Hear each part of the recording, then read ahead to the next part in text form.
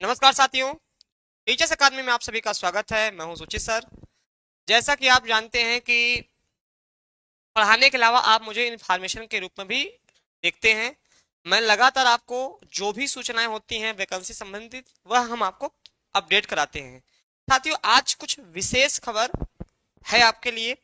लगातार आप परेशान हो रहे हैं कि उत्तर प्रदेश में शिक्षक वैकेंसी का क्या हाल है, कब तक वैकेंसी आएगी। जब भी मैं सुबह न्यूज आता हूं तो आप वहां पूछते हैं, शाम को अगर आया तो वहां भी पूछते हैं। तो फाइनली आज कुछ न कुछ निकल के आया है महत्वपूर्ण चीज वैकेंसी को लेकर के। तो आइए हम जानते हैं। सबसे पहले आप लोग चैनल से जुड़ जाइए, जो नए जुड़े हैं चैनल को सब्सक्राइब कर दें ताकि उनको सूचनाएं मिलती रहे। साथियों, यहाँ पर देखेंगे हम लोग कि लगातार जो है आपका ये देखेंगे, इसको देखेंगे। यहाँ पर अगर हम बात करें कि वैकेंसी को लेके आयोग बिल्कुल सख्त है, और यहाँ पर जो मामला है ये अधियाचन का, मैंने आपको बताया था कि अधियाचन का मामला बहुत दिन से लटका हुआ है। अधियाचन मतलब ये होता है कि आयोग ने सारे विभाग को अधियाचन के लिए कहा है कि दो मीटिंग इसमें बड़ी हो चुकी हैं। दोनों मीटिंग में ये कहा गया है कि आप जल्द से जल्द जो है आप ब्यौरा दीजिए कुल कितने पद खाली है। लेकिन अभी तक ये लगभग जनवरी की, मुझे याद है जनवरी में बैठक हुई थी, जनवरी में बैठक हुई थी, वहां पे एक हफ्ते का समय दिया गया था। जनवरी बीत गई, फरवरी बीत गई, मार्च लग गया, अब लग गया अप्रैल, अब लग गया है अप्रैल, यानी अब अप्रैल लग गया है, लेकिन अभी तक अधियाचन कंप्लीट नहीं हो पाया है। इसी को देखते हुए आयोग ने शासन से शिकायत की है। अब ये क्या शिकायत की है, इस पे पूरा पढ़ते हैं। तो देखिए साथियों, उत्तर प्रदेश शिक्षा सेवाचयन आयोग रिक्त पदों का ई अधियाचन न मिलने के कारण कई नई शिक्षक भर्तियां शुरू नहीं कर पा रहा है। आयोग के प्रतिनिधि अधियाचन को लेकर 2 बार शिक्षा विभाग के अफसरों के साथ बैठक हो कर चुके हैं। मैंने अभी आपको बताया था कि 2 बार बैठक हो चुकी है। ठीक, 2 बार बैठक हो चुकी है।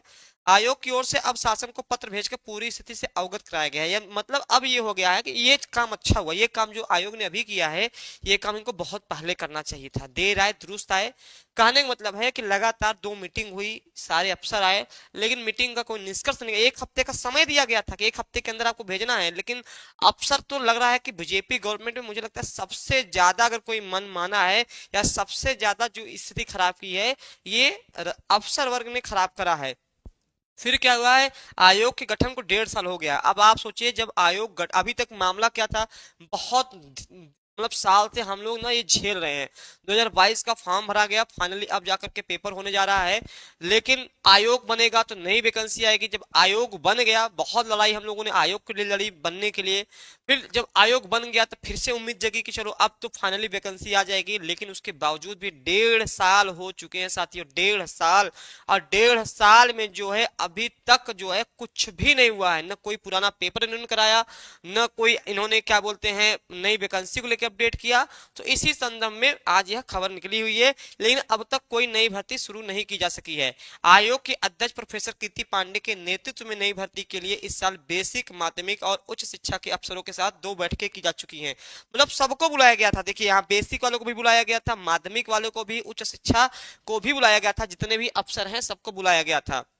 दोनों बार शिक्षा विभाग को रिक्त पदों का अध्याचन भेजने के लिए एक एक हफ्ते का समय दिया गया था। मैंने आपसे बताया ना कि जो पहली मीटिंग थी वह जनवरी में थी।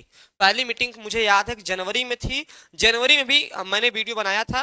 मैंने कहा था कि एक हफ्ते बाद जो चीजें क्लियर हो जाएंगी, फिर भी नहीं क्लियर हुई। फिर उसके बाद महाकुंभ लग गया, महाकुंभ में सब व्यस्त हो गए। उसके बाद पुनः बैठक हुई, दोबारा बैठक हुई, दोबारा सबको बुलाया गया। फिर लगा कि अब जाकर के सब कुछ क्लियर हो जाएगा, उस समय भी क्लियर नहीं हो पाया। तो फाइनली जो है आयोग को मजबूरन जो है किसके पास, शासन के पास जाना पड़ा, शिकायत करनी पड़ी। तो यह अब देखिए यहां पर कुल कितने पद खाली हैं अगर देखा जाए कि तकरीबन 50,000, पीआरटी में लिख दे रहा हूं समझ जाइए, पीआरटी में जो है पीआरटी में लगभग 50,000 पद खाली हैं। अब आप सोचिए पीआरटी कब से नहीं आई है, 2018-19 के बाद से नहीं आई है। 18-19 वाला जो 69,000 की वैकेंसी थी तब से नई वैकेंसी आपकी नहीं आई है। उसके बाद जो है सहायक अध्यापक एवं प्रवक्ताओं के करीब 22,000 से अधिक पद खाली। इसमें तो 22,000 दिया गया है, लेकिन अगर पीजीटी टीजीटी की बात किया जाए, पीजीटी टीजीटी की, तो लगभग 34,500 पद खाली हैं। ठीक है, 34,500 पद खाली हैं। अब ये बात कहेंगे गुरुजी आप 34,500 क्यों कर रहे हैं, यहाँ तो 22,000 लिखा है। भैया गुलाब देवी हैं, जो कि शिक्षा से संबंधित मंत्री हैं, उन्होंने विधान परिषद में ये बयान दिया था कि रिक्त पदों का ब्यौरा 34,500। ये मेरे बयान नहीं है, वो उनके बयान है। अब सोचिए, अब आप सोचिए, एक चीज और इसमें मैं मेंशन कर दूं, ये कहा गया था कि जो आपका अध्याचन आएगा वह मार्च तक, जो मार्च बीत गया है, मार्च तक जो रिटायर्ड हुए हैं, यानी कि इस उम्मीद से जगी थी कि मार्च तक का ब्यौरा, मतलब कल जो मार्च अभी बीता है हाल में, वहां तक में जितने लोग रिटायर हुए हैं उनके भी पद को जोड़ करके सीटें निकाली जाएंगी, ये पूरी बात रखी गई थी। यहाँ पर पीजीटी टीजीटी में 34,500, हालांकि इसमें 22,000 पद दिया हुआ है, लेकिन जो उनका बयान था उसके आधार पर 34,500 पद जो है टीजीटी पीजीटी में रिक्त हैं, और 50,000 का 51,000 पद आपके किसमें थे, आपके प्राथमिक विद्यालय में थे। फिर देखेंगे, वही देखेंगे कि 1200 से अधिक पद आपके किसमें रिक्त पड़े हैं, 1200 से अधिक पद असिस्टेंट प्रोफेसर में पड़े हैं। चलिए, अगर आयोग को समय रहते इन पदों का अध्याचन मिल जाता तो अब तक ये भर्तियां शुरू हो गई होती। मैं बार बार कर रहा हूं साथियों, सारा मामला अध्याचन को लेकर फंसा हुआ है। हम लोग लाख प्रयास कर रहे हैं इसीलिए कि अध्याचन काम कंप्लीट हो जाए। अंत में अंततः सोचिए, आयोग को खुद जो है शासन को शिकायत करनी पड़ी इस चीज को लेकर के। किसके लिए शिकायत करनी पड़ी, जो प्राथमिक विद्यालय के अफसर हैं, जो उच्च शिक्षा के अफसर हैं, और जो माध्यमिक शिक्षा के अफसर है। सोचिए इनका रवैया देखिए, इनका रवैया आप देख रहे हैं कितना, कहते ना कि रवैया क्या बोलते हैं, हिटलर टाइप का है, कि कोई फर्क ही नहीं पड़ रहा है। एक आयोग की अध्यक्ष महोदया जो कि बार बार 2 मीटिंग में कह रही है कि भैया जल्दी से हमके अध्याचन दीजिए, नई वैकेंसी का ब्यौरा निकाला जाए। ये सोचिए, आज जो हो गया 1.5 साल बीतने वाले हैं, आज तक 1.5 साल में ब्यौरा नहीं दे पाए। अभी कोई चुनाव होता, देखते सर पटक के रिजल्ट निकल आता है, कोई कुछ होगा या तो निकल जाएगा, लेकिन जब शिक्षा की बात आएगी तो वहां पे लेट लतीफी 2 साल 3 साल 4 साल 5 साल, कुछ लड़कों का समय नहीं है कुछ। यहाँ पर देखेंगे, ठीक दबाव बढ़ता जा रहा है। आयोग के सूत्रों का कहना है कि कई बार कहने के बावजूद अध्याचन नहीं मिल रहा है। मतलब सोचिए, ताजुब करिए, अध्याचन आयोग बार बार कह रहा है अध्याचन भेजिए, लेकिन ये अफसरशाही में कोई कहते ना कि बात का फर्क न पड़ना। शासन को पत्र भेजकर संबंधित विभागों की शिकायत की गई है। उधर शिक्षा निदेशालय के सूत्रों का कहना है कि इस बारे में शासन स्तर से पूछताछ की गई है कि रिक्त पदों का अध्याचन भेजने में देर क्यों हो रही है। शासन ने भी एक्शन थोड़ा उठाना शुरू कर दिया है। हाँ, सूत्रों का कहना है कि अध्याचन का प्रारूप तय न होने के कारण भर्ती अटकी हुई है। शिक्षा निदेशालय के सूत्रों ने बताया कि आयोग ने जो प्रारूप उपलब्ध कराया है वह उत्तर प्रदेश लोक सेवा आयोग की तर्ज पर तैयार किया है, जबकि बेसिक शिक्षा सहित अशासकीय विद्यालयों एवं अशासकीय महाविद्यालयों में भर्ती की प्रक्रिया, सेवा शर्तें और अर्हताएं भिन्न है। आयोग से उसी आधार पर नया प्रारूप मांगा गया है। नया प्रारूप मिलने के बाद ही ये अध्याचन आएगा। अब देखिए साथियों, यहाँ मामला, जो मूल बात का मामला क्या है मैं समझा दूं। मामला यहाँ LTGIC और यहाँ पे देखिएगा, यहाँ पे मामला LTGIC, सुनिएगा, ध्यान सुनिएगा, थोड़ा सा लंबा वीडियो हो जाएगा, माफी चाहूंगा, लंबा वीडियो थोड़ा सा देखिए, सुन लीजिएगा, आप ही काम का है।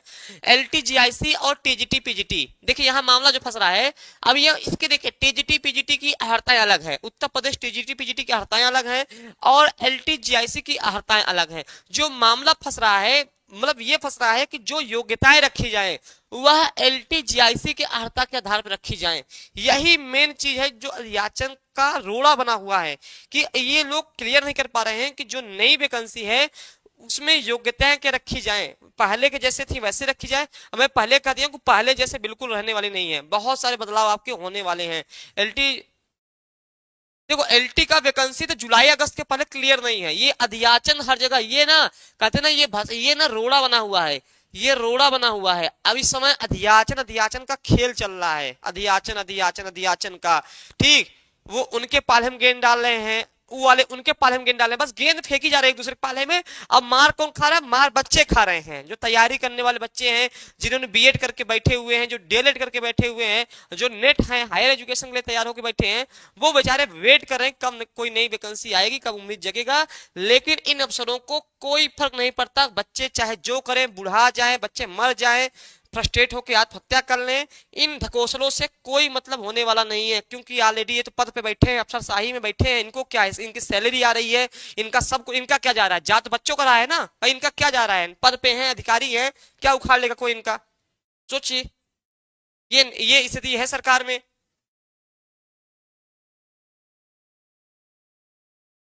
हाँ, ठीक। तो यहाँ पर मामला देखेंगे कि शिकायत, यहाँ पर जो मामला फंस रहा है, यहाँ पढ़िएगा फिर से कि यहाँ पर जो है सूत्रों का कहना है कि अध्याचन का प्रारूप तय न होने के कारण भर्ती अटकी हुई है।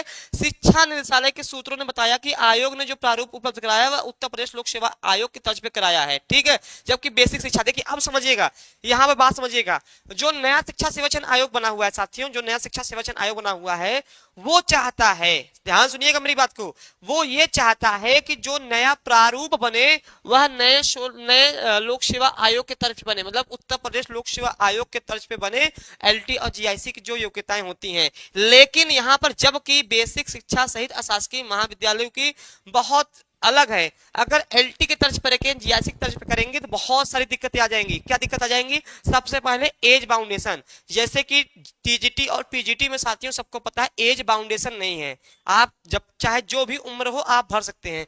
लेकिन एलटी में क्या है, एज बाउंडेशन है कि आपको इस एज तक फॉर्म भरना पड़ेगा। इसमें जो है सिलेबस बदलाव भाई, इसमें जीआईसी प्रवक्ता में जो है प्री और मेंस है, एलटी में जो है अभी तक एक स्तरीय ही पेपर हुआ है, नया तो भी कोई पेपर कराया नहीं है, माइनस मार्किंग है, इसमें जीएस के अलावा सब्जेक्ट के अलावा जीएस भी है। इसमें बहुत, अगर ये इसके हिसाब से हुआ तो समझ लीजिए बहुत बच्चे बाहर हो जाएंगे, बहुत बच्चे बाहर हो जाएंगे। अभी क्या है कि कम से कम टीजीटी पीजीटी में गनीमत है कि आदमी 40 साल का है, 45 साल का है, 50 साल का है, 55 साल का है, फॉर्म भर सकता है। लेकिन यहां पर देखेंगे पढ़ेंगे, अगर इसके तर्ज पे हो गया, अगर ये आयोग चाहता है कि लोक सेवा आयोग के तर्ज पे हो जाए तो बहुत सा फंडा है कि लाखों बच्चे बाहर होंगे, सीधी सी बात है। क्योंकि आपको पता है लोक सेवा आयोग की एज लिमिट होती है कि इस एज तक ही फॉर्म भर सकते हैं, और योग्यताओं में भी बदलाव सीधे सीधे हो जाएगा, और इसके साथ साथ सिलेबस में भी चेंज हो जाएगा। यही मूल मामला फंसा हुआ है, क्योंकि अब ये लोग इस हिसाब से तैयारी लोक सेवा आयोग की तर्ज पर नहीं करना चाह रहे हैं, ये मामला फंसा हुआ। अंततः यह मामला जब नहीं सुलझ पाया तो पहुंच गया सरकार के पास। नहीं, टीजीटी पीजीटी परीक्षा में नहीं बदलाव होगा, ध्यान रखिएगा। हाँ, एक चीज मैं बता दूं आपको यहाँ पर साथियों, थोड़ा सा अब ज्यादा समय नहीं लूंगा। हाँ, ये जो कल आपका खबर निकली है, आपका असिस्टेंट प्रोफेसर की परीक्षा में बदलाव जो हुआ है, वह बदलाव कोई विशेष नहीं हुआ, केवल 2 विषय का बदलाव हुआ है, ध्यान रखिएगा। आयोग की सहायक आचार्य जो विज्ञापन संख्या 51 है, इसमें क्या हुआ है कि पाली 9:30 से 11:30 और 2:30 से 4:30 बजे तक है। इसमें क्या हुआ है कि विज्ञापन संख्या के अंतर्गत सूचित किया जाता है कि 16 अप्रैल 2025 को जो 2:30 से 4:30 का पेपर है संगीत तबला विषय की, और वह 17 तारीख को होगा। जो संगीत का और तबला वाला है उनका 17 तारीख को होगा पेपर, और जिनका एशियन कल्चर विषय है उनका 17 के बजाय अब जो है 16 एक 18 है, 18 नहीं 16 तारीख होगा। 18 कहाँ पेपर है? बस 2 विषय का चेंज हुआ है, एक का आगे गया है, एक के पीछे गया है, इतना ही अंतर आया है। बहुत ज्यादा इसमें हवा लेने की जरूरत नहीं है। कल मैं यूट्यूब पे देख रहा था, परीक्षा की तिथि बदल गई, मैं भी घबरा गया, क्योंकि मैं भी असिस्टेंट प्रोफेसर की तैयारी करता हूँ कि भैया क्या हो गया, एडमिट कार्ड आने वाला है, मैं तो रोज वीडियो लेके आता हूँ, कहाँ से परीक्षा तिथि बदल गई। तो ऐसे यूट्यूब पे देखने को मिल जाते हैं। ठीक, टीजीटी पीजीटी भैया कोई बदलाव नहीं होगा, अपने तय समय पे होगा भैया। ये अब आपका मई में पेपर ये है, जून में पेपर ये है, इसी तर्ज पर तैयारी करिए भैया। इसका क्या है 14-15 मई है ना, इसका जो है 20-21 जून है, तो इसी को आधार मान के पढ़िए। अगर अभी भी लग रहा है कि पेपर टलेगा तो इसका मतलब आपके लिए 2027 में भी अगर पेपर होगा तो फिर आपके लिए दिक्कत होगी। टीआरई 4 कब आएगा? टीआरई 4 जुलाई के पहले नहीं आएगा किसी कीमत पे। अभी टीआरई 3 में बहुत सारे काम बाकी हैं, तो जून जुलाई तक नहीं आएगा, उसके पहले स्टेट का प्रयास किया गया कि स्टेट करा ले, ठीक है। तो ये सारी बातें थी। तो साथियों जिनका, हाँ ये मैं फिर बता दे रहा हूं, तो ये मामला था शासन तक पहुंच गया है। अब शासन जल्द ही जो है इस पे कार्रवाई करेगा, और जल्द ही ये अध्याचन का मामला समाप्त होगा। जो अध्याचन चल रहा है, अब उम्मीद है सरकार इस पे काम करेगा, ठीक है। देख रहे हैं, अध्याचन नहीं मिलने पर शासन ने किया सवाल। अब देख रहे हैं कई सारे पेपर निकला हुआ है, ठीक, यहाँ पर निकला हुआ, आज 2-3 पेपर निकला हुआ है ये। तो ये अच्छी बात है कि अब यह मामला सरकार तक पहुंच गया है। सरकार जल्दी से एक्शन ले, जल्दी से आपका अध्याचन कंप्लीट हो, और जल्दी से टीजीटी पीजीटी और असिस्टेंट प्रोफेसर की परीक्षाएं आपकी आए और समय पे परीक्षा कराई जाए। मूलतः यही बात थी। तो सरकार तक बात पहुंच गई है अध्याचन का। अब आने वाले समय में अब अध्याचन को लेकर क्या सरकार का फैसला होता है, आयोग का क्या फैसला होता है, यह महत्वपूर्ण चीज देखना बाकी है कि जो नया आयोग, जब नई वैकेंसी आएगी उसकी अहर्ताएं क्या एलटी और जीआईसी के तर्ज पे होंगी। अगर एलटी और जीआईसी के तर्ज पे होंगी तो बच्चों का ही घाटा होगा, मैं बता दे रहा हूं, सीधी सी बात है। तो अब आने वाला समय क्या कहता है उस पर हम देखेंगे, ठीक। बाकी जो टीजीटी पीजीटी की तैयारी कर रहे हैं वो अपने तय समय पर तैयारी करें भैया लोग।